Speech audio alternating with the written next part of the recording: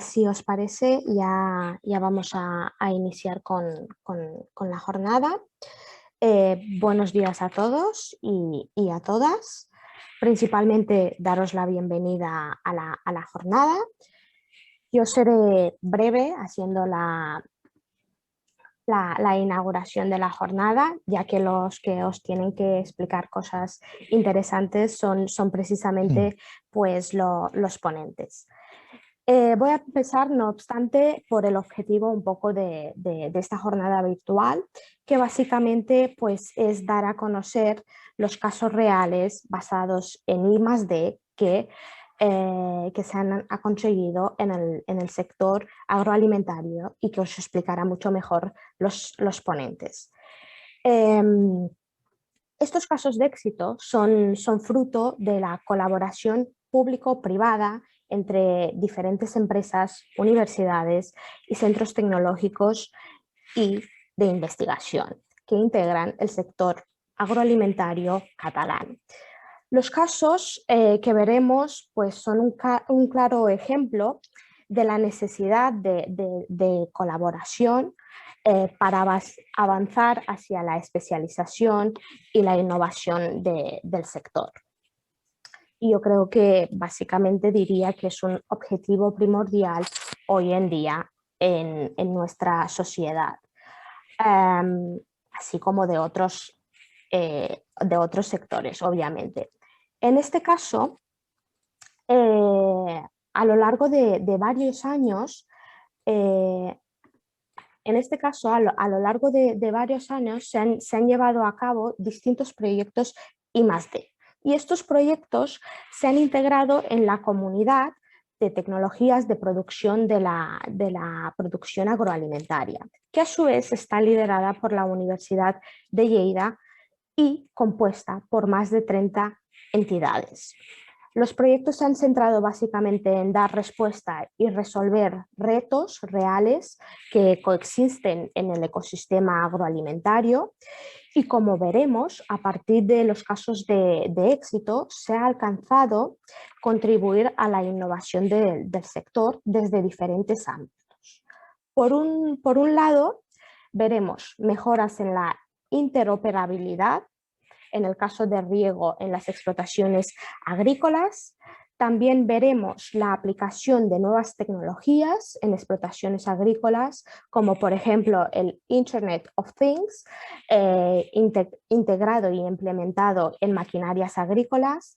Y por otro lado, y más relacionado con el ámbito ganadero, veremos avances en cuanto a la predicción del peso vivo en cerdos y cómo la monitorización del consumo de agua puede ayudar a hacer predicciones sobre el parto. Finalmente, pero no menos importante, como vosotros ya sabréis, la alimentación animal es una cuestión muy importante en este sector. Y también en esta sesión juega un papel muy significante, y en este caso hay un caso de éxito que se centra precisamente en la valorización de subproductos en la alimentación animal.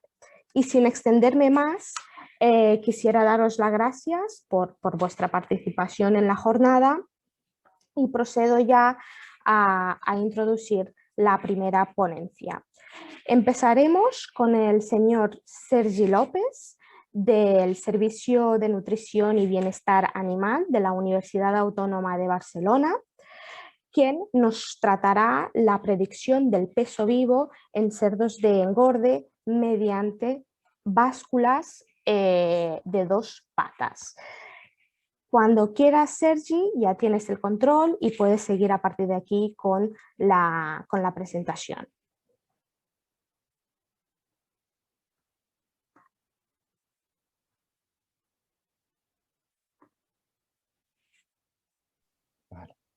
Vale, ¿se me escucha? Sí. ¿Sí? Vale. Sí. Bueno, pues muchas gracias, Alice, por la introducción. Y bueno, gracias también por organizar las jornadas estas, en las que hoy yo voy a presentar una pequeña experiencia que, como ya has comentado, pues lleva por título predicción del peso vivo en cerdos de engorde mediante básculas de 2 patas. Y antes de empezar, pues me gustaría decir que esta experiencia en concreto ha tenido lugar en colaboración con el grupo Vallcompanys. Y otra cosa que me gustaría remarcar antes de ponerme en materia es que la idea que persigo un poco con esta charla es que nos quedemos un poco con el mensaje práctico y la aplicabilidad que puede tener pues, la introducción de esta tecnología en forma de báscula, ¿de acuerdo? Bueno, sin más, y recuperando el concepto del peso vivo, a ver, intento pasar la diapositiva.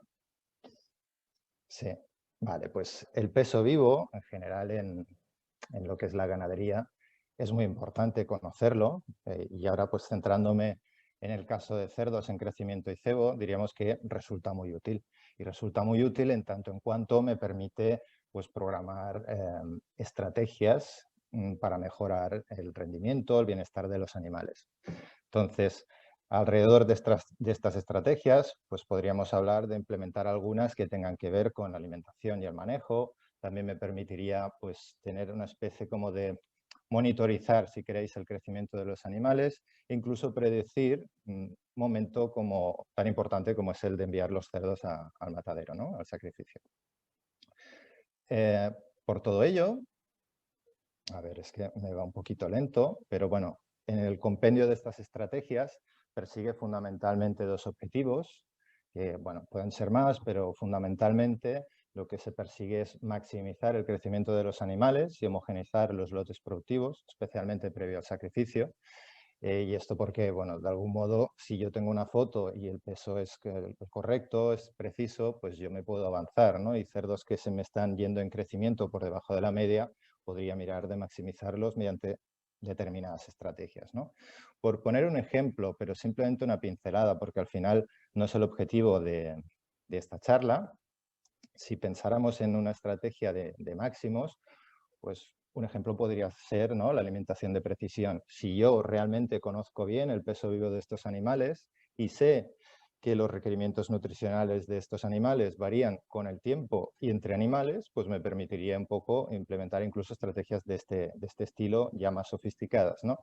Pero por resumirlo y no extenderme en ello, el mensaje que os quiero dar de la alimentación de precisión sería pues, que a cada animal le ofrezco los nutrientes que requiere. Y haciendo un símil entre lo que sería, si queréis, un poco más gráfico, entre lo que sería el tamaño de un pie y la medida de un zapato, pues ahí está un poco la idea. Es decir, a un pie pequeño, si yo ofrezco un zapato muy grande, o en el caso contrario, a un pie grande le ofrezco un zapato muy pequeño, no es una buena estrategia, no voy a andar bien, ¿de acuerdo? Entonces, el mensaje final sería a cada pie su zapato. Un poco esa es la idea de la alimentación de precisión. Pero repito, al final lo que me interesa de la charla es el carácter práctico de esto y volviendo al peso, lo que interesa es que sea preciso, pero además hay un problema y es que en general, a pesar de que es una variable que sí se toma a veces en las granjas, moviliza una serie de recursos o a nivel logístico que lo hacen, es una tarea, se me ha movido, pero bueno, el mensaje se está moviendo sola la presentación, disculpad. Pero lo que os quería decir es que constituye básicamente una tarea pues pesada, si queréis, porque tenéis que pensar que los animales, en este caso cerdos de engorde, tienen ya un peso, tienes que sacarlos del corral y de alguna manera hacerlos pasar por la báscula, leer el peso, etc. Entonces, a raíz de eso, el objetivo de esta experiencia pues, fue comprobar la aplicabilidad de un método automático de pesaje, ¿no?, mediante una báscula que permite el apoyo de las patas delanteras en comparación con lo que tradicionalmente se puede hacer, ¿no?, que es la báscula convencional.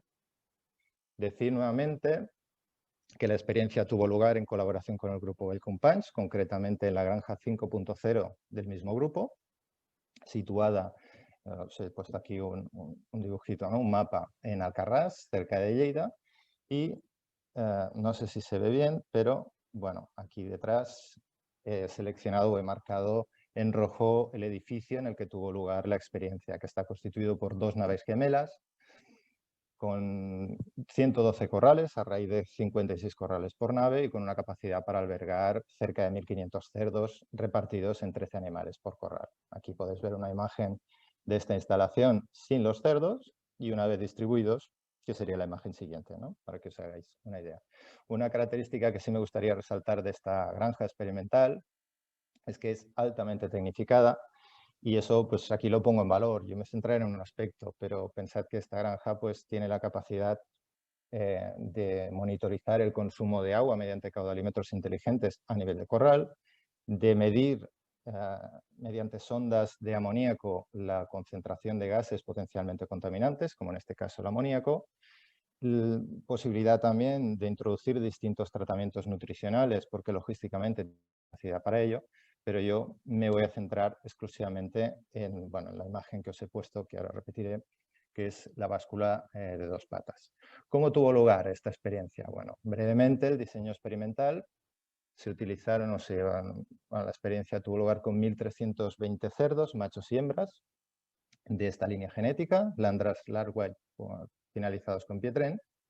El pienso granulado y ofrecido ad libitum, y como os he dicho, ¿no? Pues se repartieron a razón de, o se distribuyeron a razón de 12, 3 animales por corral. Una cosa interesante que hace más fácil y sobre todo garantiza la trazabilidad de los datos que vamos tomando es que cada animal disponía de un crotal con un chip electrónico, de manera que así pues te aseguras que el peso obtenido es el que es, ¿no? O pertenece al individuo que pertenece, me refiero. A nivel esquemático, aquí podéis ver 2 imágenes reales de las básculas que se hicieron servir. A la izquierda veis la báscula convencional, que es una báscula integrada en el pasillo que separa 2 líneas de corrales. Como decía, requiere pues, un manejo manual, es decir, tienes que pasar los animales por ahí. Y a la derecha pues veis lo que sería la báscula de 2 patas. Que sí que me gustaría decir que hay una diferencia, que es esta que intento poner aquí. Como veis en la imagen de la báscula convencional, el animal necesita estar completamente en la plataforma, esto es, poniendo las 4 patas en la plataforma, y en la otra simplemente las patas delanteras. Que lo hace cada vez que se aproxima para comer, ¿no? Un poco el esquemita que os he puesto aquí, pues que el chip es reconocido y los datos son enviados al ordenador.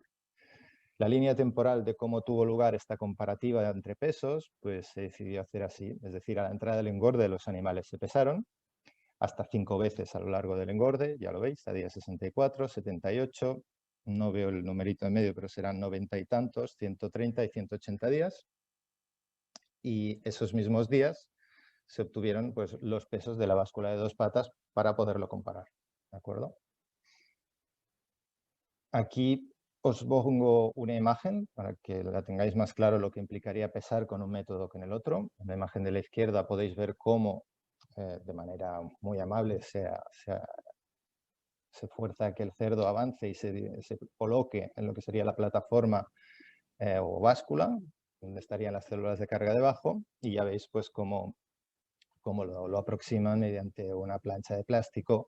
Y esto que veis aquí, pues no es más que para continuar tirándolo hacia adelante. En el otro caso, yo no tengo que hacer nada, simplemente tengo que esperar a que el cerdo vaya a comer y ya recibiré el dato. Eso sí, recibo más datos, porque al final el animal come más de una vez al día, ¿vale? A nivel estadístico, todos los datos fueron analizados con el paquete SAS. Estos cálculos se replicaron para machos y hembras y básicamente lo que se ha hecho es una correlación entre el PropCore de los 2 métodos de pesaje y finalmente el ajuste de una regresión lineal para extraer una ecuación o ajustar una ecuación más bien dicha que nos permita predecir el peso a partir del peso de la báscula de 2 patas. Significación estadística y tendencia en valores normales del 5% y inferior al 10%. Bueno, pasando un poco a lo que serían los resultados y para no extenderme mucho, aquí os pongo un resumen a nivel descriptivo muy genérico de los pesos obtenidos mediante los 2 sistemas. En el primer caso, en la báscula convencional, podéis ver que la media es de alrededor de 53 kilos y la báscula de 2 patas de 34. Me detengo un segundo. Estos 52 kilos es sumando, o sea, haciendo la media de todos los pesajes.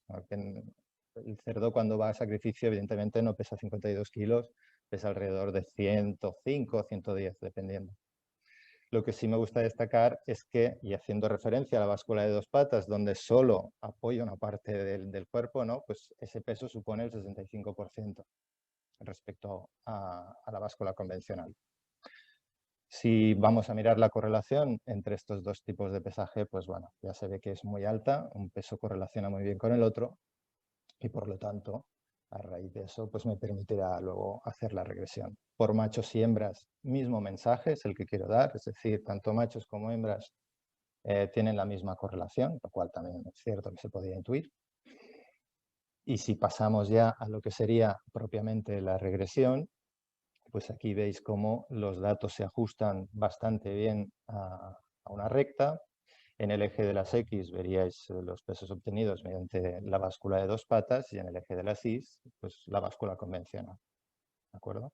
Esta ecuación, que es la que os pongo aquí, pues como característica principal es que bueno, parece ser una buena ecuación de predicción, puesto que tiene un coeficiente de determinación bastante alto y un coeficiente de variación relativamente pequeño. Para ver un poco la aplicabilidad de esto que os quiero contar es que la gracia, entre comillas, sería que mediante esta ecuación yo pudiera predecir el peso de otro lote productivo, eso sí, en las mismas características, ¿no? Misma línea genética, mismo manejo, si queréis, etc. Y esta validación la hicimos, de hecho, y es lo que os presento aquí. Es decir, este valor que pongo aquí como observado es lo que hemos observado, valga la redundancia, mediante otro lote productivo con una báscula convencional. Y el valor que tenéis aquí es aplicando la ecuación que hemos obtenido, pues veis que la diferencia en el peso promedio de los dos, bueno, tanto del observado como del predicho, pues la diferencia de ese valor fue mínima, lo cual pues nos lleva a pensar que es, pues bueno, que es sólido, ¿no? Que puede tener mucha aplicabilidad.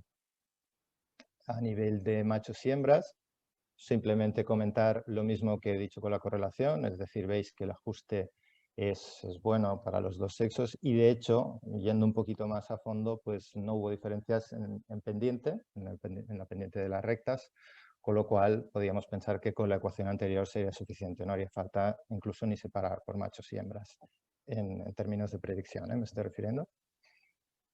Y bueno, por todo ello, y remarcando un poco lo que os decía, que el mensaje para mí sobre todo es más bien de carácter práctico, pues sería concluir un poco eso, es decir, al final pesar cerdos en crecimiento y cebo mediante esta báscula, pues es un método en primer lugar preciso a raíz de los resultados y una ventaja más, que es automático y me permite estimar el peso vivo. Si esto es así, pues esto, la aplicabilidad más, bueno, la aplicabilidad más clara que puede verse pues sería poder seguir el crecimiento a nivel individual de los animales, incluso facilitar pues la selección de los animales que irán después del sacrificio. Es decir, me permite tener una foto casi en tiempo real de lo que está ocurriendo en los engordes.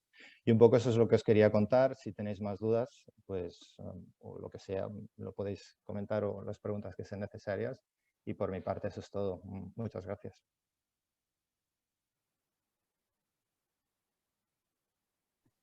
Muchas gracias, Sergi. Sí, si hay dudas, las iréis poniendo ahí un apartado de chat o de preguntas y respuestas y las podéis ir dejando allí y las trataremos al final de las ponencias. Bien, vamos a continuar. Ahora continuamos con la siguiente ponencia. El señor Josep Pijuan, investigador del Centro Tecnológico Eurecat, será quien nos presentará el caso de éxito La maquinaria conectada, un ejemplo de IoT en agricultura. Le voy a ceder el control y Josep, cuando quieras ya tienes el control y puedes seguir con la presentación. Gracias. Hola, buenos días. ¿Se me oye? Sí. Sí, vale, gracias. Buenos días a todos. Buenos días, Alex. Gracias por la introducción. Y gracias también por la organización de la jornada y a invitarnos para exponer una parte de los resultados de uno proyectos que hemos ejecutado en el marco de la CODPA. A ver si consigo pasar diapositivas. Vale. Permitidme hacer una pequeña introducción a Eurecat. Para los que conozcáis, bueno, el Eurecat es un centro tecnológico está emplazado en Cataluña. Tenemos varias sedes distribuidas en toda Cataluña, pero también tenemos ubicaciones en Madrid y Chile. Nos organizamos en 4 áreas tecnológicas: la área industrial, la digital, que es un poco a la cual yo pertenezco, donde hacemos temas de sensórica, IoT, analítica de datos e inteligencia artificial. Estas son nuestras 3 principales capacidades, pero también después tenemos unidades dedicadas a la área de biotecnología y también sostenibilidad. Como mi sesión de hoy va muy orientada a IoT y maquinaria, pues me ha parecido indicado hacer una pequeña introducción o definición o repaso de la definición de IoT. Al final, yo aquí os he dejado 3 definiciones para que las podáis revisar. Yo creo que lo importante es saber que para el IoT lo que tenemos que tener son dispositivos, objetos que tienen que tener cierta capacidad de cómputo, de comunicación. La idea es que sean dispositivos digitales de los que podamos obtener datos, y a los que les podamos comunicar datos también puede ser, y que permiten interactuar de alguna manera, ¿no? Entonces, esta comunicación entre estos dispositivos normalmente no requiere de la intervención del humano, por lo tanto, son comunicaciones máquina a máquina. Y otro punto importante es que estos dispositivos tienen que estar identificados. Al final, hoy en día ya conocéis todo el mundo ejemplos de los móviles, es un caso más claro, pero incluso muchos electrodomésticos que ya se conectan a Internet y, por lo tanto, su identificación también es importante. Esto un poco aplicado a la maquinaria. La maquinaria sabéis que va evolucionando. Aquí tenéis un poco la evolución que se prevé, ¿no? Y esto es una infografía de Peter and Helpman del 2014, donde partíamos de productos que no tenían capacidades un poco más inteligentes. Hemos puesto aquí un ejemplo de un diente de una excavadora, pero en este caso está hecho a propósito. Aunque parece que no, que es solo un tipo de hierro, hemos trabajado en un proyecto en que estos dientes tienen capacidad de ser IoT, tienen sensores, tienen comunicación en algunos casos. Después, otro ejemplo de Smart Products sería ya un tractor un poco más inteligente. Este es un caso de un premio en la feria EIMA de Italia. Es un tractor con la novedad está en que tiene un par de tracción eléctrico. Después ya pasamos al IoT, un poco los Smart Connected Products serían ya el ejemplo de IoT. Este es un ejemplo de control para máquinas de atomización, de Wattic. Después ya un poco más extendido y ya más amplio pasaríamos los productos ya más de sistemas. Y aquí el ejemplo puede que conozcáis los que estáis en el ámbito agrícola es John Deere tiene ya todo un sistema de gestión, una plataforma de gestión de datos y también todas sus máquinas conectadas a este sistema. Y por último, ya lo que se prevé como futuro y que ya se está empezando a ver iniciativas es que todas esas aplicaciones y plataformas estén conectadas, y aquí hay una iniciativa europea que es AgriRouter, ¿no? Esto es un poco para hacer un overview. Entonces, nosotros en el proyecto, esto lo hemos trabajado en el proyecto UI Crops. En el proyecto UI Crops hemos trabajado con este consorcio. A nivel de maquinaria tenemos Arcusin, que ellos hacen maquinaria de apilado y recogida de empaquetados. Solar, que hacen sembradoras de cereal y también maíz y monograno, digamos. Y para la parte de maquinaria también Batsi, que son proveedores de electrónica para control de maquinaria. Después, en el consorcio, creo que siempre también resalta que estamos con Salto, con el IRTA, con ITC, con Modpou, con las comunidades de CEMAC y la Federación de Cooperativas Agrarias, y nosotros un poco como coordinadores de proveedores de tecnología. Y esto en el marco, como decía, de la COTPA y con el apoyo de la Dirección y los fondos FEDER. Entonces, objetivos del proyecto han sido mejorar la productividad, eficiencia y resiliencia en las explotaciones de cultivos extensivos. Nos hemos centrado solo en este tipo de cultivos y basándolo en la aplicación de tecnología IT y con la colaboración de empresas catalanas. Y al final, como os decía un poco a nivel de la definición de IoT, esto implica que hay que digitalizar, que tenemos que obtener datos de las diferentes aplicaciones o casos de usos que tengamos, que hay que comunicarlos a la nube o a diferentes dispositivos para poder usarlos y tratarlos, y que tienen que comunicarse diferentes dispositivos, por lo tanto la interoperabilidad, la comunicación, los estándares son importantes. Y por último, esto ya permite, si todo esto existe y funciona, que haya cierta automatización. Esto lo veremos después en otro ejemplo que presentará mi compañero Jordi Virgili. En el proyecto no me centraré solo en la parte un poco que se ve más coloreada, la otra parte también se ha hecho en el proyecto, pero no la explicaré yo. Y comentaros eso, ¿no? Que tratamos que en estos 2 tipos de máquinas, un poco para recogida, empaquetados y de siembra, y donde las conectamos a Internet, bueno, mediante nubes y diferentes tecnologías, ¿vale? Este ha sido la caso de aplicación y la implementación que hemos hecho. Hemos trabajado con, no sé si se verá el puntero, en la parte de la izquierda con la máquina Fostack de Arcusin y en la parte derecha pues con una sembradora monograno de Solá. Las hemos comunicado con un gateway que es la parte de procesamiento un poco más en campo que hemos desarrollado y hemos instalado para hacer también incluso Edge Computing aquí con diferentes protocolos de comunicación, ya sean con cable, CAN bus y S-Bus o inalámbricos vía radio.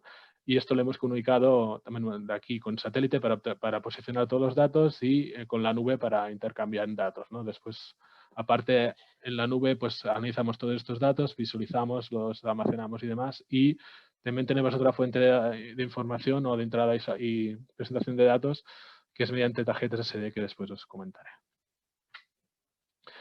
A nivel de nube, pues comentaros que tenemos una aplicación, una plataforma en la nube que permite gestionar múltiples fuentes de entrada de datos, múltiples dispositivos. En este caso, esto sí lo hemos aplicado a maquinaria, pero podríamos utilizarlo en ganado o en vehículos de todo tipo. Tenemos aquí la parte de entrada de datos que después se reparten estos datos, depende de su tipología, a diferentes procesos de procesado o de almacenamiento y también se comunica en la parte un poco más de gestión del usuario, que sería parte de esta ya de visualización y gestión de todo el negocio de las aplicaciones que queramos desarrollar. Y esta es una captura de pantalla de la aplicación que hemos hecho para la visualización de estos datos. Aquí es un ejemplo de una parcela que hemos trabajado en donde se posicionan diferentes dispositivos IoT, pero al final yo lo he resaltado porque al final aquí podemos visualizar no solo un vehículo, sino varios, seleccionar los cuales queremos ver si queremos visualizar sus trayectorias o no, y filtrar por fechas, ver posibles alarmas de estos dispositivos e informes, ¿vale? Entonces, más en detalle, para el caso de uso de la parte de recogida de pacas, de empaquetados, instalamos en un par de empacadoras, esta es una empacadora ya de pacas bastante grandes, un sensor que lo que hacía era detectar cuándo de estas pacas caían en el suelo y coger su posición. Y esto también lo hicimos en esta otra máquina que lo que hace es agrupar pacas más pequeñas y también al momento en que dejaba una paca en el suelo la posicionábamos. Estos sistemas, que son estas cajas de aquí amarillas, no tenían conexión a Internet y lo único que hacían era almacenar los datos en una tarjeta SD. Entonces, estos datos, el propio conductor de la máquina, pues al final del día o a cabo de 2 o 3 días, pues era el encargado de subir los datos a la nube mediante un ordenador. Por otra parte, teníamos la máquina de recogida de pacas, que en teoría, pues, en el ciclo de ejecución va detrás bueno, es la que recoge y apila las pacas en el campo. Ahí sí que conectamos la gateway, que esta sí que tiene conectividad a Internet, teníamos datos en tiempo real en la nube. Y también posicionábamos todas las acciones que hacía la máquina, ¿no? Aquí hay un algoritmo que mediante la lectura del CAN de esta máquina pues consigue ver qué es lo que está haciendo y vamos enviando la información a la nube. Al final el objetivo que teníamos era, por una parte, visualizar un poco en la imagen de la izquierda todos los empaquetados que se iban creando. Esto es una prueba de campo que se hizo el año pasado en el verano. Estos datos se subían con una serie después y después en tiempo real podíamos ver un poco en azul son las trayectorias, pensad que son un área muy grande, son las trayectorias que iba siguiendo el tractor. Esto de parte de aquí son, bueno, de la derecha que se ve sin color, son empaquetados que quedan todavía por recoger. En rojo, aparecen en rojo estos empaquetados porque en el momento de recogerlos seguramente no teníamos la información de posición anterior y aquí el objetivo era validar que los empaquetados que teníamos previamente se estaban recogiendo, no quedaba ninguno y no cogíamos ninguno de un vecino, ¿no? Entonces, si esto pasaba, se pintaban en rojo. Pero como os decía, aquí tuvimos en las pruebas de campo, tuvimos problemas de sincronización, o sea, los datos de posicionamiento de las pacas llegaban después del momento en que las recogían y por eso se pintan en rojo, ¿no? Después aquí se ven un poco los apilados en el momento en que se descargaban las pacas. Bueno, como ejemplo, ¿no? de lo que se hizo. Por la parte de siembra, aquí fuimos más a fondo, con Batsi se desarrolló un sensor inteligente que para densidad de siembra que se conectó mediante cable a la EQIA que tiene la propia máquina y mediante un módulo inalámbrico de radio a un concentrador que integramos dentro de nuestra gateway que después también enviaba los datos a la nube, ¿vale? Esta es una prueba de campo, esta la hicimos ya este año, no pudimos hacerla antes por temas del COVID y aquí podemos ver un poco de trayectoria y los puntos que se ven en medio, que son las diferentes dosis que estaba configurada la máquina y cómo estas dosis están más bebiendo en tiempo real, ¿vale? Y ya para no extenderme mucho más, bueno, hacer un resumen de los resultados. Bueno, al final hemos conseguido digitalizar toda la maquinaria de empaquetado. Hemos mejorado la precisión del sensor de ajuste de dosis. No lo había dicho, pero la dosis final, ahí la precisión es de un 1% y se consiguen contar semillas de dimensiones diferentes, por ejemplo, de maíz y colza, que los que lo conozcáis son bastante diferentes. Hemos conectado a Internet también diferentes tipos de aperos. Al final los tractores, muchos hoy en día ya pueden conectarse a Internet si se contrata aparte, pero los aperos no. Entonces esto es una parte que hemos podido solucionar y que entonces los fabricantes de estos aperos pueden integrar en sus máquinas. Hemos integrado nuestra tecnología con máquinas de tecnología propia de los fabricantes y terceros. El tema del CAN era una tecnología desarrollada por Arcusin, un protocolo de comunicación propio de Arcusin, y el tema de Isobus con la máquina de Solar, pues al final nos acogimos al estándar. Y después, pues bueno, comentaros que al final la plataforma en la nube que tenemos desarrollada permite gestionar múltiples dispositivos IoT, ¿no?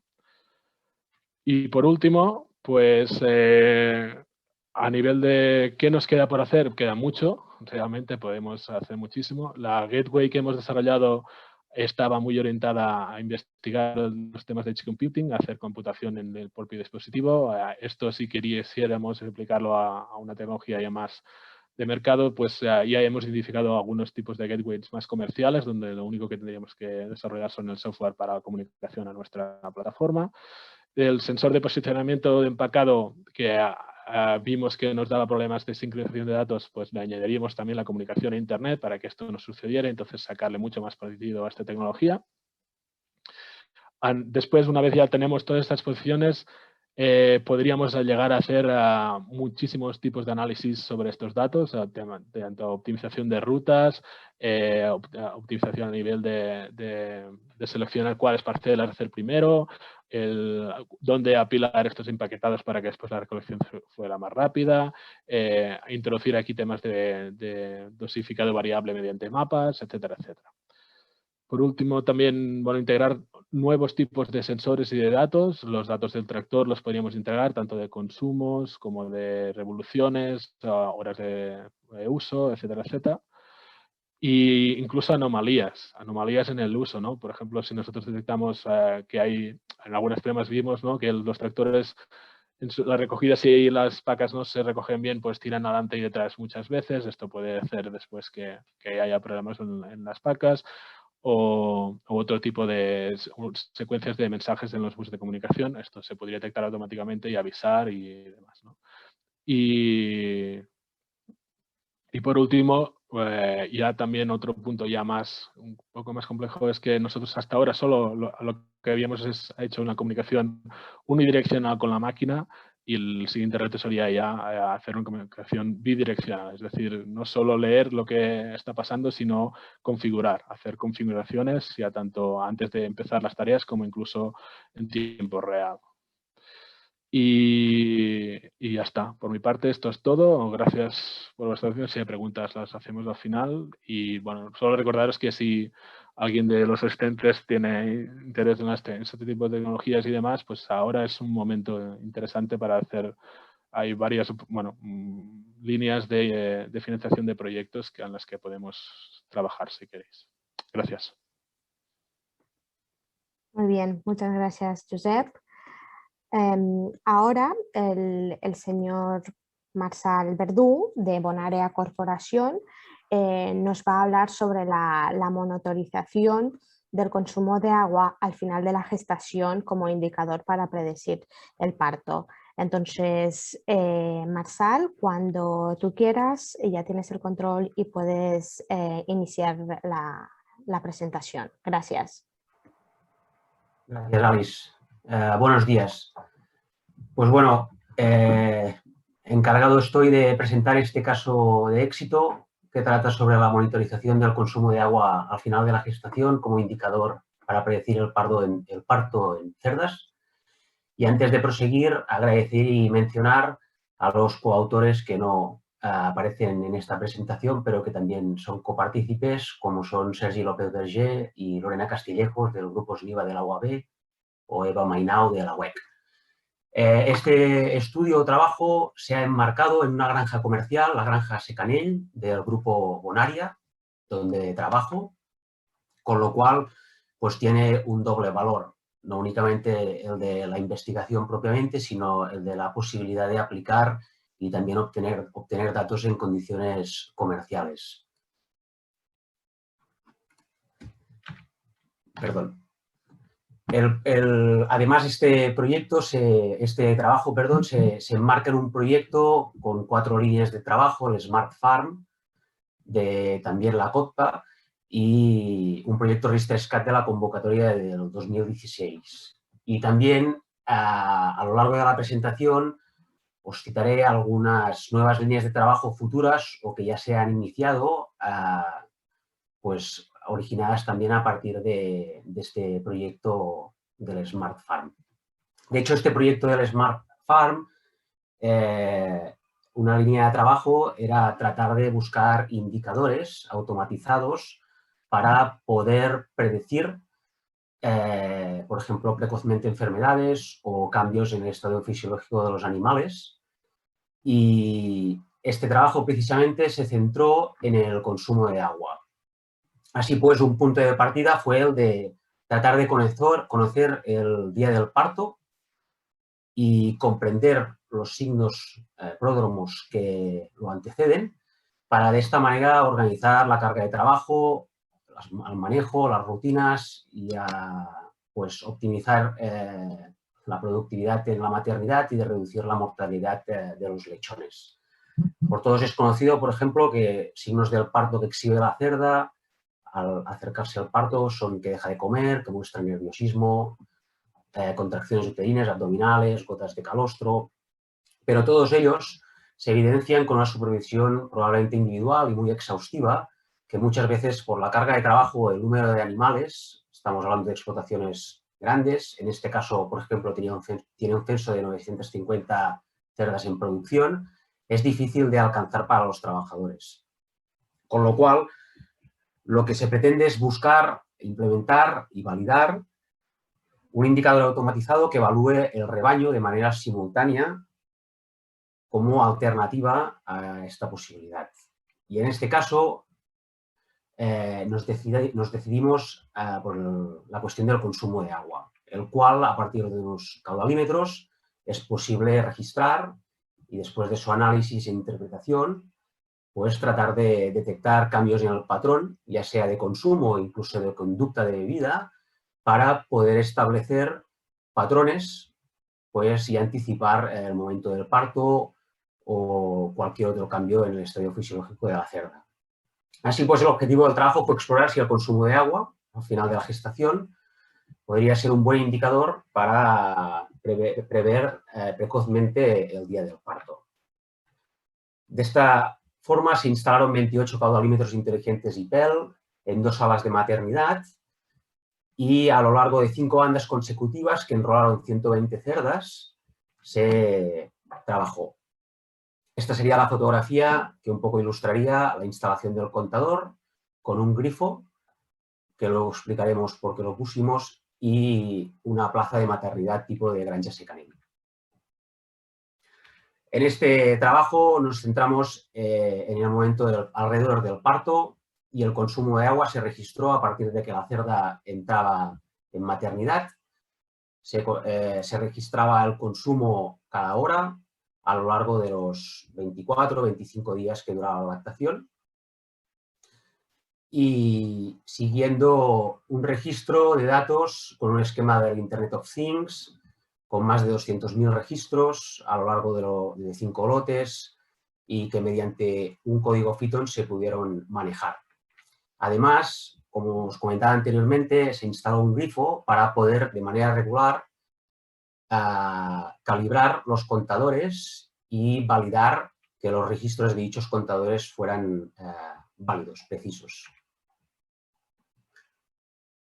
El análisis de todos estos datos se realizó mediante el programario SAS con un modelo de medidas repetidas. Los efectos fijos que se establecieron fueron la paridad de las cerdas, la franja horaria y los días preparto y parto. Y además, como efectos aleatorios, se estableció la plaza de maternidad. En términos de resultados, básicamente destacar esta parte de la productividad, que se empezó a generar resultados descriptivos de lechones nacidos vivos, muertos, destetados, días medios de lactación, además de caracterizar el consumo de agua.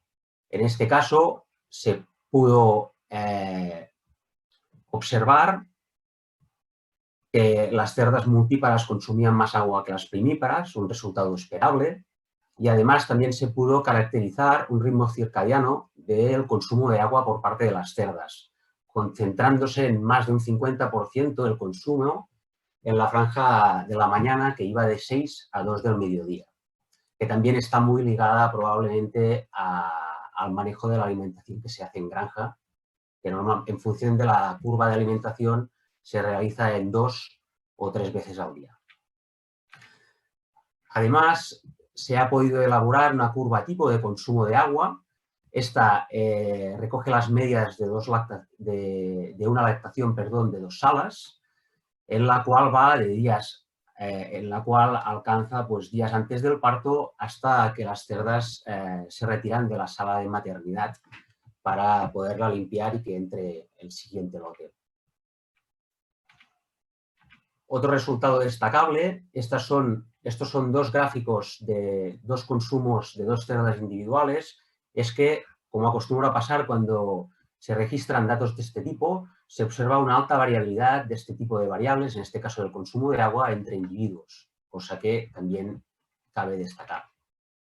Finalmente, volviendo al trabajo que estamos presentando, se pudo observar que desde el día -9 al día -3 antes del parto, la cerda incrementa linealmente el consumo de agua, alcanzando un repunte 48 horas antes del parto, que probablemente se puede asociar a cambios de postura de esta o incluso a una mayor manipulación del bebedero debido a una conducta de nidificación, y que 24 horas antes del parto este consumo parece o se observa una reducción drástica, pudiéndose utilizar este tipo de indicador o este tipo de patrón como un indicador válido para planificar o para prever la proximidad del parto. Así pues, de este trabajo se puede concluir que los resultados hasta ahora obtenidos sugieren que el consumo de agua puede ser un indicador válido para detectar de forma precoz el día del parto y de esta manera, como aplicación más directa a la ganadería de este tipo de animales, poder planificar las rutinas o la carga de trabajo en el manejo de la maternidad. Y esto es todo por mi parte. Gracias. Muy bien, muchas gracias, Marçal. Ahora vamos a seguir con el señor Javier Esteves, investigador de la empresa industrial técnica pecuaria, quien centrará su ponencia en un nuevo antioxidante natural proveniente de la industria agroalimentaria. Y Javier, cuando quieras ya puedes seguir tú mismo con la presentación. Gracias. Perfecto, muchas gracias Alice por la presentación y bueno, reiterar los agradecimientos por la organización de esta jornada y por dar la oportunidad de presentar los resultados que os voy a mostrar en esta presentación. Como comentaba Alice, ¿no? Pues en esta presentación mostraremos estudios en los que pues se ha estudiado la obtención de un antioxidante natural proveniente de la industria agroalimentaria, pero ante todo quería iniciar la presentación, a ver, un momentito, con una introducción y presentaros a la empresa IPSA para aquellos que no la conozcáis. IPSA, Industrial Técnica Pecuaria, es una empresa fundada en 1968 que tiene su sede central en Barcelona y la fábrica en Valls, Tarragona, además de otra fábrica en China. Es una empresa dedicada a la fabricación y comercialización de aditivos y suplementos para alimentación animal y humana, y entre los productos que trabajamos pues obviamente se encuentran los antioxidantes, pero otros como pigmentos, antimicrobianos, antifúngicos, enzimas, captadores de micotoxina, etcétera, también forman parte de nuestro portfolio. Estamos presentes en más de 80 países en todo el mundo, gracias a nuestras 9 filiales y a una amplia red de distribuidores. Indicar que IPSA es una empresa con un marcado carácter innovador, y fruto de este carácter innovador pues nace la participación en distintos proyectos de investigación, y uno de estos proyectos es el proyecto LipoxyFit. En este proyecto IPSA actúa como líder y participan otras entidades como la Universidad de Barcelona con el grupo LibiFood, la Universidad Autónoma de Barcelona con el Servei de Nutrició i Benestar.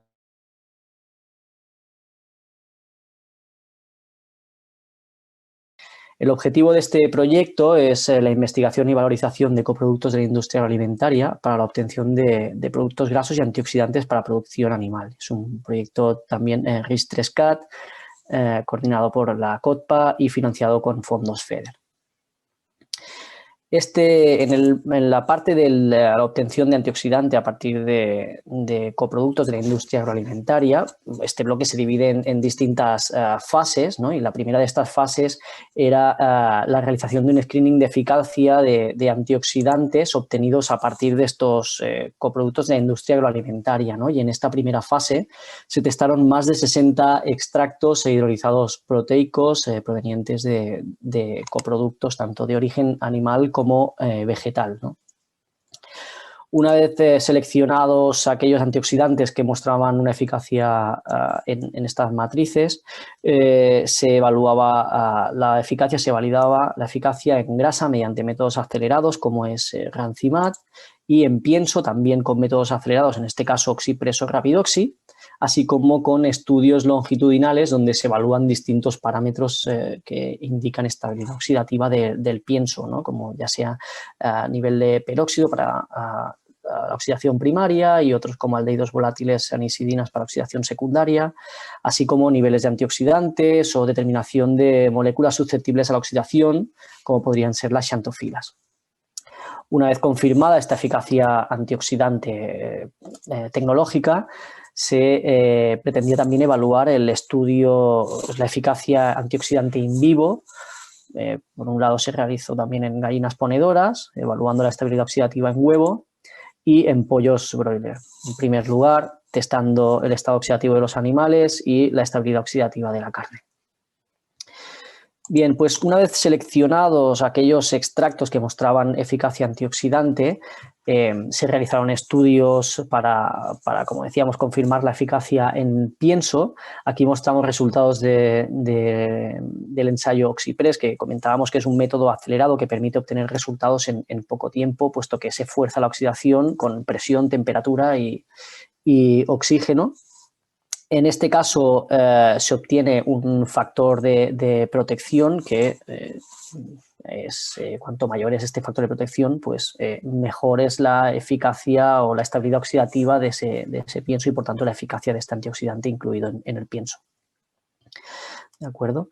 Bien, pues aquí mostramos que pues uno de estos antioxidantes con mayor eficacia sería ITP-115, seguido por ITP-102. ¿Vale? También se han testado otros extractos como ITP-114. ¿vale? Que tenemos aquí en esta fotografía. De hecho, ITP-114, por ejemplo, provenía de coproductos del alga arroba, y en cambio ITP-102, ITP-115 son antioxidantes basados en extracto de bagazo de flor de marigold, que como veremos pues es un coproducto que está poco valorizado hasta la fecha, ¿vale? Y que proviene de la extracción de carotenoides de la flor de marigold. De hecho, quiero comentaros un poco más el origen de estos extractos ricos en flavonoides que provienen de la flor de marigold. En este caso, pues bueno, comentar que de esta flor de marigold lo que se obtiene principalmente son oleoresinas ricas en carotenoides, que destinamos a la producción de productos ricos en xantofilas amarillas naturales destinadas a avicultura, ¿no? Pues a la pigmentación tanto de huevo como de broilers. Y bueno, pues estos productos se obtienen tras un proceso productivo pues que incluye distintas fases, saponificación, etcétera.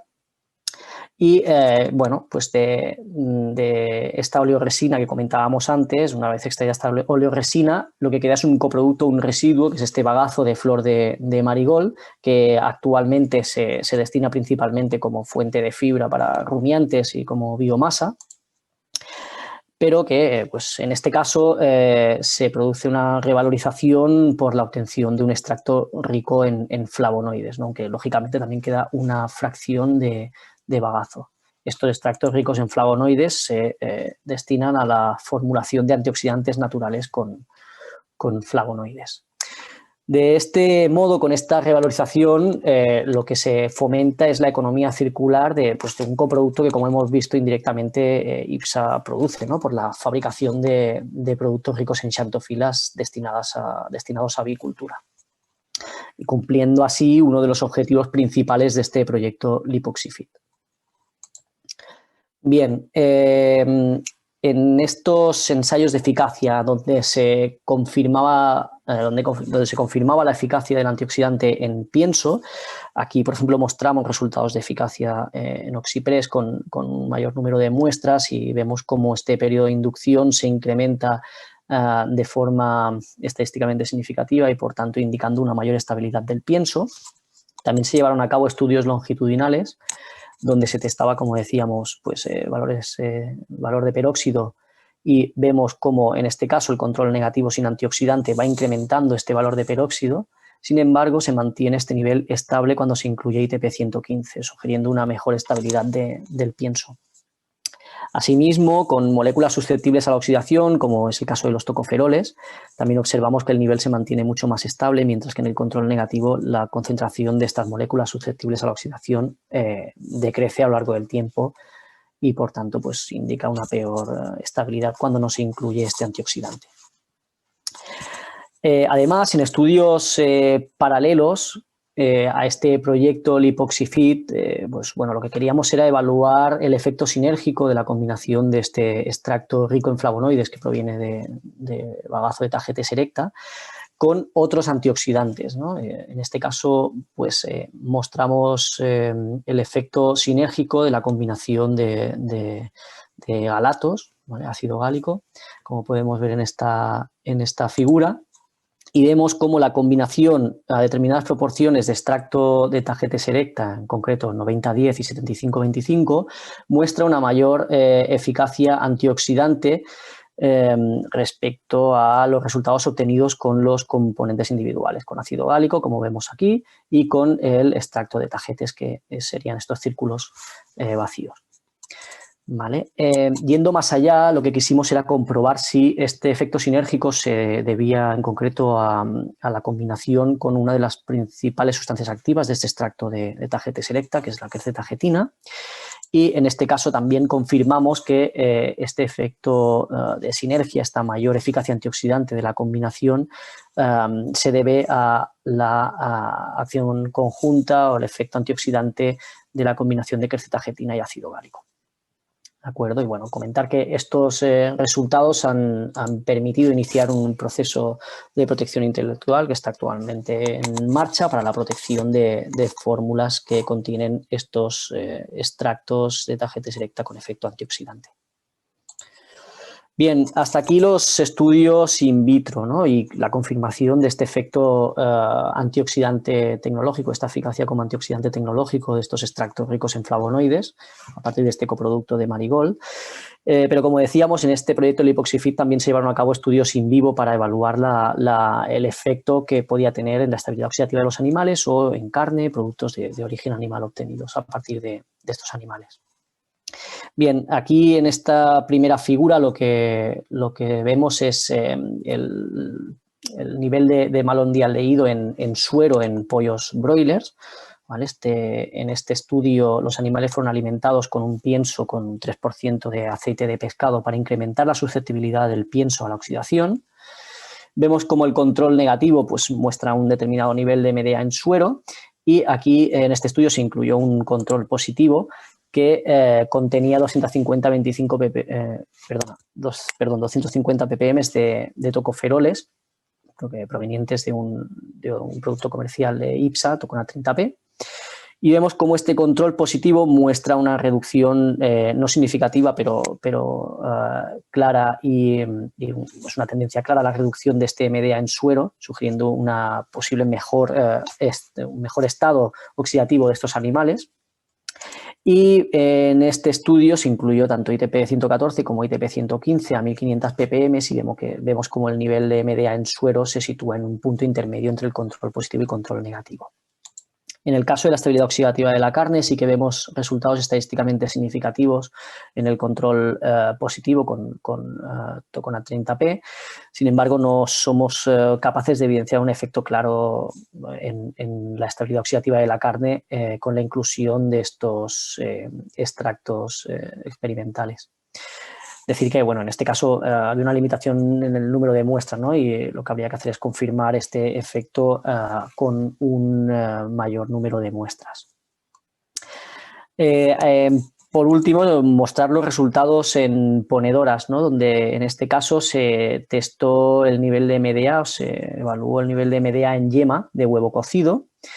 Y en este caso vemos una tendencia a reducción de malondialdehído, que tampoco es significativa en este caso, pero que podría indicar una mejor estabilidad oxidativa de los huevos. En este caso todavía estaríamos pendientes de resultados tanto de compuestos volátiles, aldehídos volátiles, como de tocoferoles. Y bien, pues resumir un poco la presentación indicando que la eficacia de este nuevo extracto natural como antioxidante tecnológico en pienso y materias primas se ha confirmado. Como decíamos, actualmente, gracias a los estudios paralelos al proyecto Lipoxifit, hay en marcha un proceso de protección intelectual mediante patente por parte de IPSA con el objetivo de proteger estos antioxidantes con extractos ricos en flavonoides de Marigold. ¿Qué queda pendiente? Pues, como hemos visto, confirmar el efecto in vivo de estos antioxidantes con extractos ricos en flavonoides sobre la estabilidad oxidativa de la carne. Y, por último, pues una validación final de prototipos definitivos con pruebas tanto de eficacia como de seguridad previas a la puesta en mercado de productos comerciales. Y esto sería todo. Muchas gracias por la atención y si hay alguna pregunta, estaré encantado de contestarla.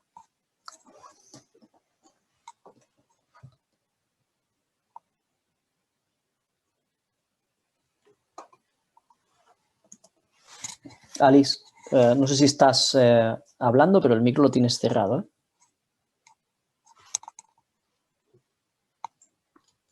Perdona, sí, porque tenías el control y no podía mover el cursor, pero ya está, arreglado. De acuerdo, Perdonad. Bueno, ahora pasamos ya con la última ponencia de esta jornada.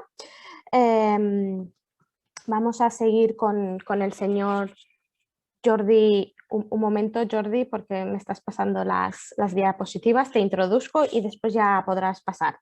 Vamos a seguir con el señor Jordi Virgili del Instituto Tecnológico IRTA, quien nos va a hablar sobre las APIs entre plataformas de sensórica para la interoperabilidad en la supervisión y control automatizados de riego. Ahora sí, Jordi, cuando quieras puedes seguir tú mismo con la presentación. Yo ya te he cedido el control. Gracias. De acuerdo, lo siento. De hecho, no estaba clicando esta pantalla. De acuerdo, pues empezaremos. ¿Puedo pasar? ¿Cómo paso? Aquí, vale, lo siento. Vale, pues bueno, nosotros vamos a hablar de pues básicamente una experiencia que hicimos de una API entre plataformas de sensórica para poder supervisar el control de riego. Entonces, hago un pequeño inciso en lo que hacemos. Yo soy miembro del ERTA, del grupo de investigación de uso eficiente del agua, y lo que nosotros intentamos conseguir es una plataforma, un sistema de toma de decisiones que ayude en el control de riego de precisión. Entonces, lo que tenemos es, pues, tenemos unas fincas y mediante la información que obtenemos de múltiples orígenes, como sensores, estaciones meteorológicas nacionales y de diferentes tipos, imágenes por satélite, nombraremos especialmente los satélites Sentinel de la Agencia Espacial Europea y otras fuentes de usos de datos que adaptamos para cada proyecto. Conseguimos enviar a los controladores de riego de las fincas las instrucciones para que gasten menos recursos y maximicen su producción, básicamente. Entonces, en este caso que estamos presentando hoy, es básicamente una API entre sistemas. Como ha comentado antes mi compañero Josep de Eurecat, los dispositivos hoy en día tienen que estar interrelacionados todos.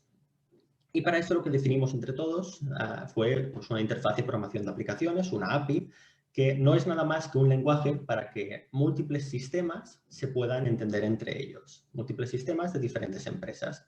Entonces, claro, si tenemos un estándar, cualquier aplicación puede compartir datos con otra. Y eso nos permite crear un sistema de sistemas en el marco del Internet of Extensive Crops. En este caso, ¿cuáles eran las diferentes empresas más o menos implicadas en esta prueba en la finca? Pues los autómatas de riego, que es el Water and Fertile Dosage, eran máquinas de ITC. Los sensores de monitorización los proveía Modbow. La inteligencia de la plataforma IoT la ayudó a desarrollar Eurecat, y la plataforma más o menos la centralizada del sistema de decisión la pusimos nosotros, que la tenemos en el IRTA. Y bueno, vamos a explicar un poco cómo fue el proyecto en cuestión. Este fue el resultado. El lenguaje común para todos los dispositivos, una finca es lo mismo, para todos los dispositivos, un dispositivo es lo mismo, y la forma de comunicar cada una de sus propiedades es la misma. De esta forma podemos compartir bases de datos. Vale, la parcela piloto, que fue una finca en Sanaúja, era, bueno, una parcela un poco rara para los estándares de una parcela, para los que lo veáis. Teníamos 3 puntos de muestreo, hay 15 sectores de riego. Estos son muchos para una parcela tan pequeña, y eso pasaba porque la finca en cuestión era bastante nueva y tenía una limitación en la arqueta de entrada. Utilizaban tubos de menor diámetro. Podían regar más rato, pero con menos caudal. No podían regarse todos a la vez. Vemos también algunas particularidades que había, como que el sector 1 no se podía regar de día porque estaba cerca de la carretera. No se quería regar al mediodía por cuestiones de eficiencia. Eso complicaba la gestión un poco de colas de riego. Entonces, parte de la complicación que podía gestionar ITC es que el programador de riego gestionase esas colas con la previsión que les pasábamos nosotros. Vale, la planificación de la campaña de riego en nuestro sistema de toma de decisiones se hizo basándonos en una simulación de los últimos 10 años, ¿vale? Tanto de necesidades de riego como de la intensidad de crecimiento vegetativo. Con eso, las envolventes de riego y la media de crecimiento vegetativo, hicimos la planificación de la campaña de riego que nuestro sistema intentaba conseguir. Vemos aquí en la gráfica, pues, la fertilización ideal que calculamos y el mínimo y el máximo de riego que pensábamos que era adecuado para esa finca en cuestión.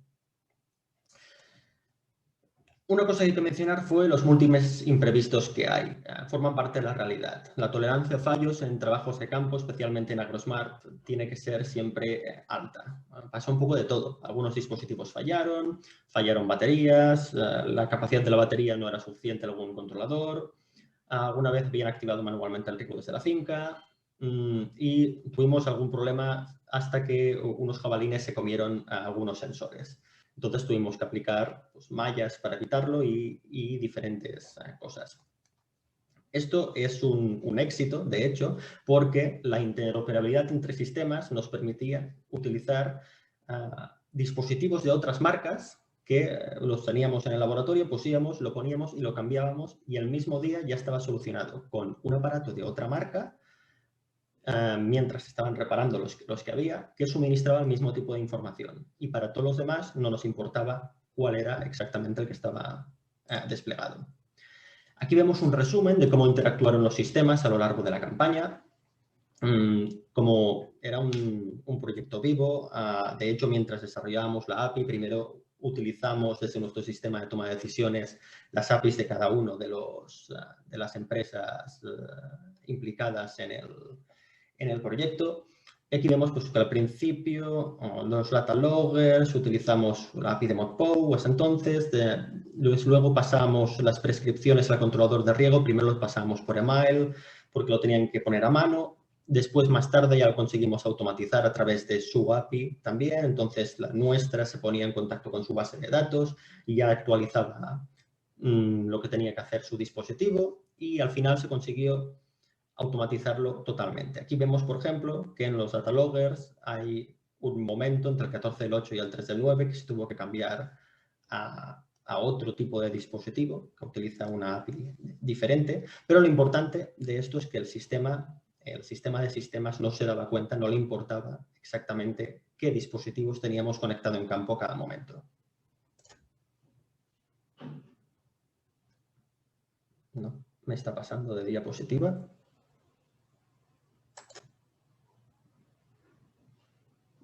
Vale, gracias. Muy bien, aquí vemos el riego y la fertilización que aplicamos en cada uno de las puntas. Había diferencias por cada sector, porque bueno, no era exactamente la misma necesidad en cada uno de ellos.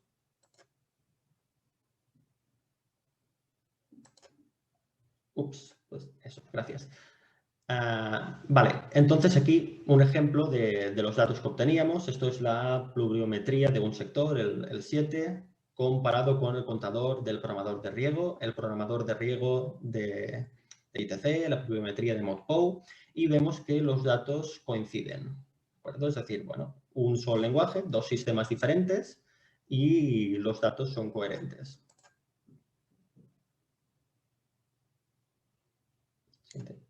Sí, tendrás que pasar porque yo no puedo. Vale, conclusiones que sacamos de este sistema. Los diversos sistemas implicados pues, podían interoperar a través de las APIs que definimos. Es decir, esto fue un éxito que era lo que nos habíamos planteado. A lo largo de la campaña siempre ha habido al menos dos sistemas interoperando máquina a máquina. Hubo un momento que hubo 6 de diferentes. Data loggers de diferentes marcas en cada uno de los puntos. Las máquinas de fertilización de una empresa, nuestro sistema de decisión, es decir, había muchos sistemas diferentes interoperando como uno. Ha habido afectación por incidencias diversas, esto es inevitable cuando se trata de hardware en campo y muchos de los que estamos aquí presentes lo habremos vivido.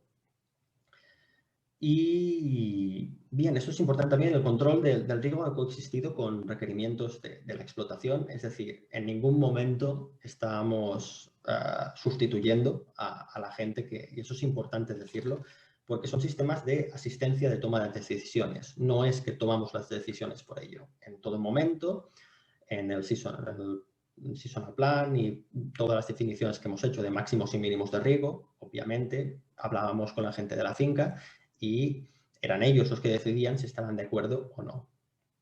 Y como curiosidad también, en el riego por aspersión, la división en sectores pequeños permitía un riego diferencial y muy de microgestión, pero la incertidumbre en el área que se aplicaba causó algún problema que se tuvieron que adaptar las prescripciones que enviábamos.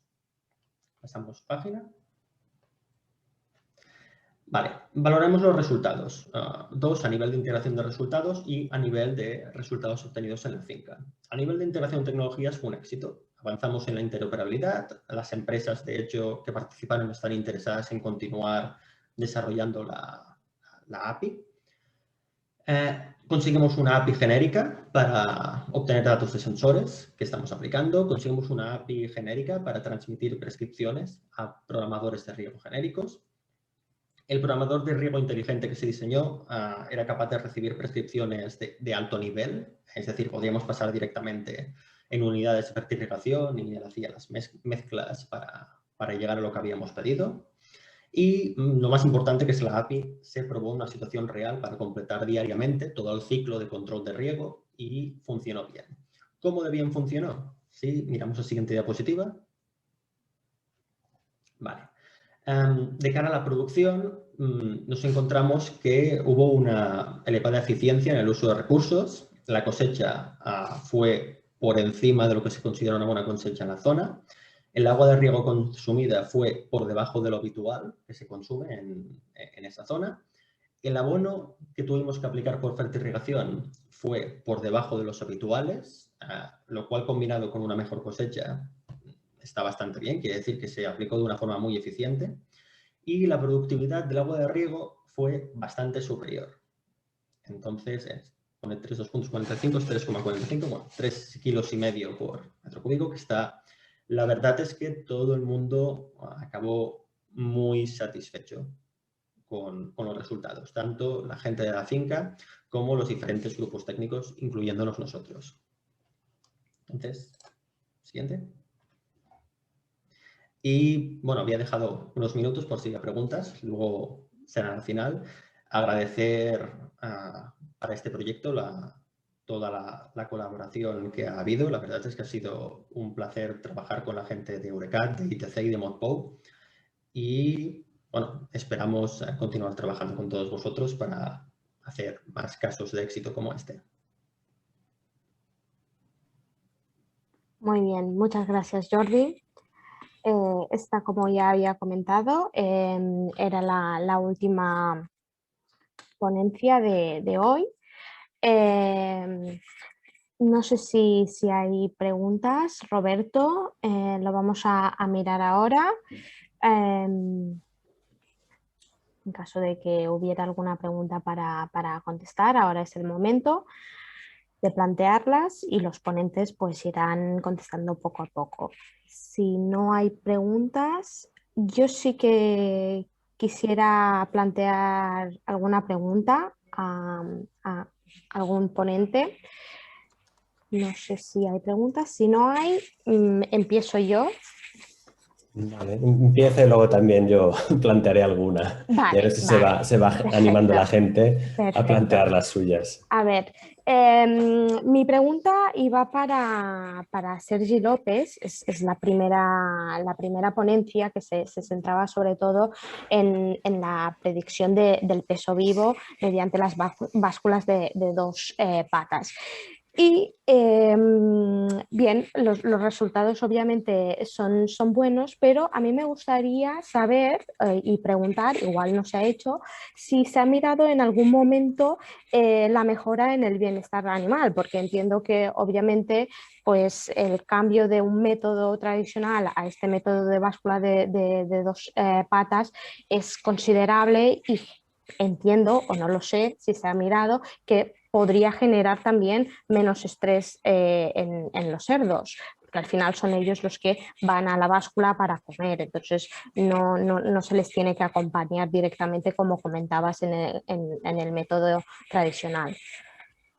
Sí, bueno, como tal, es decir, sí que es cierto que una prueba como tal donde mediante un indicador valores ese efecto limpio, no se ha hecho hasta donde yo sé. Lo que sí es cierto es que, por la experiencia de pesar, nosotros cuando hicimos cuando hicimos esta experiencia, y Biocompás tiene experiencia en hacer muchos pesajes regularmente, bueno, la imagen que os he puesto un poco, lo que quería reflejar es que evidentemente movilizas personal, el animal tienes que sacarlo uno a uno o todo el corral fuera y hacer pasar los cerdos uno a uno. Sí que es cierto también que los animales por este método tradicional se van acostumbrando a hacer eso, pero todo depende de cómo se haga, ¿no? Yo que sé, hay líneas genéticas, por ejemplo, estoy pensando en ibérico, donde ese pesaje manual no es tan sencillo de hacer y cuando estás ahí pesando, pues ves estrés, tanto tú por decir, ostras, no se me mueve el animal y tiene que pasar sí o sí para no tirar para atrás, o en fin, sí que puede suponer que el hecho de obtenerlo automáticamente en eso incidiría positivamente. Pero como tal, pues no lo hemos evaluado. Vale, perfecto, muchas gracias.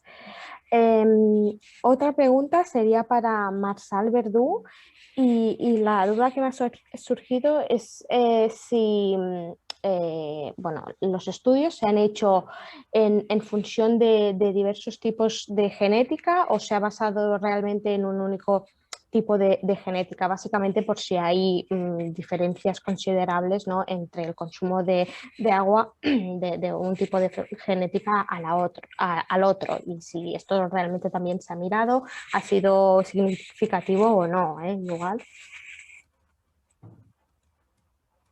No, de momento la experiencia, como si dijéramos, se ha implementado en una granja, que yo creo que ya es un éxito el hecho de que, pues bueno, la gente acepte la instalación de este tipo de tecnología, acepte, pues, intensificar el registro de los datos. Y de momento la genética de la granja, bueno, son cerdas hiperprolíficas, es la misma para todos los animales. En este sentido estamos aún muy al inicio de todo. Vale, perfecto. Muchas gracias, Marçal. A tú. Y finalmente la última pregunta que tengo sería para Jordi Virgili, y es que has comentado, Jordi, que realmente las APIs pueden, bueno, funcionan y pueden interconectar, ¿no? A las APIs se pueden conectar, perdón, diferentes dispositivos de diferentes marcas. Entonces entiendo que, no sé, un productor normal, un agricultor, podría también llegar a conectar sus dispositivos a las APIs para obtener esta interoperabilidad, o es solo a determinados dispositivos en concreto. Ahora mismo es solo determinados dispositivos, es decir, ahora mismo tenemos desde IRTA, supongo que lo puedo decir, no pasa nada, tenemos, no diré tampoco cuáles, nos conectamos entre data loggers y autómatas de irrigación, nos conectamos a siete marcas diferentes, con casi todos los dispositivos de esas marcas. Entonces, bueno, tenemos una interfaz genérica, que con eso que quiero decir que si en nuestra plataforma diesen de alta un dispositivo genérico que no fuese en ninguna de esas marcas, pero nos enviasen la información de sus sensores de alguna forma manteniendo nuestro formato, lo aceptaría igualmente. Traducido, podrían poner un Arduino o un lo que sea con un sensor propio. De hecho, eso lo apliqué personalmente en una especie de huertecillo urbano que tengo en el balcón, y de hecho estoy enviando prescripciones contra la misma plataforma en el servidor de testing para hacer pruebas y bueno, funciona bien. Por eso es importante, o sea, si nuestro sistema habla el mismo lenguaje que nuestra plataforma, entonces a nuestra plataforma de hecho le da igual no conocer la marca del dispositivo. ¿Por qué? Porque entiende cómo son los datos y cómo procesarlos. Vale, perfecto. Muy bien, pues esto es todo por mi parte. No sé si ha surgido alguna otra cosa, Roberto. No sé si te surge a ti alguna otra cosa, y si no, pues ya vamos a ir cerrando esta jornada. Tengo un par de preguntas, Alice. Lo que pasa es que sí. ¿debo hacerlas por el chat o las puedo hacer así? Sí, así directamente ya puedes, sí. Sí, sí. Como eres panelista puedes intervenir de voz, bueno, así es que un adelante. pequeño privilegio. Sí. Exacto. Compensación. Gracias. No, yo tengo un par de preguntas para Sergi, porque evidentemente a mí es el tema que más cercano y que más interés me ha despertado. Que uno es, estas básculas de 2 patas, ¿es un modelo que se comercializa o fue una báscula que se diseñó y construyó experimental, como si dijéramos, o piloto? Y otra pregunta es si en esta granja de Vallcompanys tienen tienen, creo que sí, pero te lo quería preguntar, ¿el registro de consumo de pienso también lo tienen tecnificado a partir de la antena que entiendo que está en la báscula de 2 patas de cada corral? Gracias, Marçal, por las preguntas. Bueno, a ver, te soy sincero. Yo, respondiendo a la primera pregunta, creo que estas básculas las desarrollaron, aunque desconozco si a nivel comercial existen. ¿Qué puedes decir? Pues que me imagino que sí, pero la verdad es que no te lo sé contestar. Yo juraría que esto es desarrollado, bueno, para implementarlo en su granja. Pero entendería que comercialmente puede que lo encuentres. Y en relación al pienso, pues el monitoraje del pienso así automáticamente sí que es cierto que saben mediante células de carga en los hilos la cantidad de pienso que tienen y la que pueden administrar, pero no sé si el consumo lo tienen automatizado. Eso lo desconozco, me sabe mal, no sé si entre la audiencia hay algo de Balcon Punch que pudiera ser más preciso que yo, pero eso es lo que te puedo comentar. Gracias. No, a ti. Muy bien, Si hay muchas alguna cosa gracias más. por las intervenciones. Me parece que no hay nada más, ¿no, Roberto? Bueno, Yo a mí me solo... gustaría... perdón. Sí, Sí, sí, sí. Sergi, adelante. Iba a hacer una pequeña puntualización que me ha venido a la cabeza para no dar mensajes erróneos, ¿eh? En lo que respecta al pesaje tradicional, ¿no? Es decir, sobre todo, lo que implica pesar los cerdos de manera manual es tiempo, ¿vale? Es decir, un animal tardará más, tardará menos, pero lo acabarás pesando. O sea, por eso digo que no está evaluado en términos de bienestar. Lo que moviliza sobre todo es recursos, personal, tiempo. Requerirás 2 o 3 horas para pesar determinados animales, cosa que de la otra manera esperas, ¿no? Un poco dejar claro eso, porque al final es como todo. Las cosas, si se hacen bien, lo que te implica es más tiempo, no que el animal vaya a sufrir, ¿no? Un poco dejar claro eso. Ya está. Muy bien. No sé Roberto, si hay alguna pregunta más por parte de alguno de los ponentes que se quieran retar entre ellos. No, yo simplemente quería consultar, y esta pregunta un poco va dirigida tanto a Josep Visual como a Jordi Virgili, respecto, bueno, porque ambos proyectos son mucho de integración de datos, ¿no? Y es uno de los temas en los que trabajo a nivel de investigación. Se ha comentado mucho el tema de APIs, pero me gustaría también que me comentasen, podemos empezar por Josep, qué tal está el tema también a nivel de los mensajes, ¿no? Que se envían a través de esas APIs. Pero una cosa es la API te permite pues, enviar ciertos mensajes de ciertos tipos, pero luego, digamos, el contenido, el texto que va dentro puede variar y puede también suponer problemas de integración. Me gustaría saber qué tal está a nivel, sobre todo, de estándares, tanto el mundo de la integración de maquinaria como el de los sistemas de riego. No sé, algunos estándares, formas de formalizar esos mensajes de manera que de cara al futuro sea cada vez más fácil, ¿no? la integración. No sé si quieres empezar, Josep. Sí, no hay problema. Bueno, pues empezando a nivel del mensaje, un poco el contenido de estas comunicaciones, a nivel de maquinaria, pues existen varios protocolos ya bastante establecidos que pues en automoción, también que se aplican en automoción, el conocido Campus, lo conoceréis, pero que también se usa en maquinaria. Allí hay ya un estándar que define un poco diferentes tipos de mensajes y contenidos. El problema que puede haber es que hay muchos, digamos, hay espacio para mensajes que son un poco más privativos y que cada empresa puede un poco administrar a su necesidad, ¿no? Entonces, hay unos cuantos tipos de mensajes que sí que son fáciles de leer y demás mediante los estándares, pero hay otros que no. Esto pasa igual con ISOBUS. Hay unas normas que definen unos mínimos de mensajes, de tipos de mensajes, la posición, consumos, etcétera, etcétera. Pero después hay muchas partes de configuraciones que los fabricantes de maquinaria protegen, ¿no? Y a nivel de esto, y aparte también en el ISOBUS hay el que se llama ISO XML o del ISOBUS, que también permite la definición de tareas, ¿no? De la integración de las tareas que hay que ejecutar en las maquinarias y demás. Y pasando ya al riego, a nivel de riego, lo que hemos trabajado en el proyecto es en base a una ontología que se está un poco adoptando a nivel europeo, que se llama Sareb for Agri.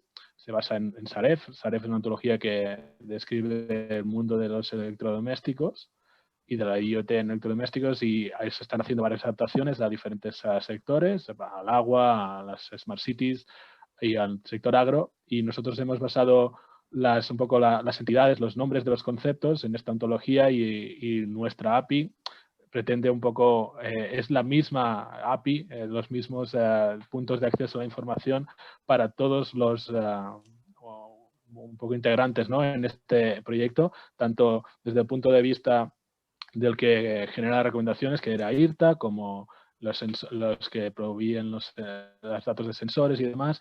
Todos usamos la misma taxonomía, que se le llama a nivel técnico, y entonces esto permite lo que decía Jordi, ¿no?, que si usamos todos los mismos conceptos, la integración con un servicio no participado en el proyecto es más sencilla.